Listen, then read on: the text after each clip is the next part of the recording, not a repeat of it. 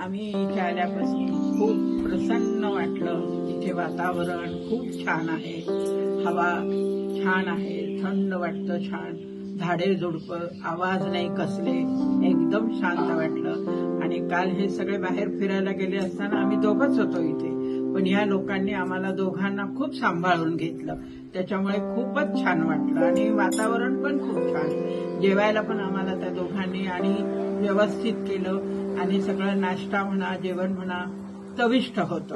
अन्न जेवण सगळं चविष्ट होतं, छान वाटलं. वातावरण छान आहे.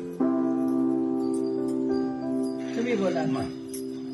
महाबळेश्वर हे आम्हाला माहित होतं, पण पाचगणी हे गावच माहित नव्हतं.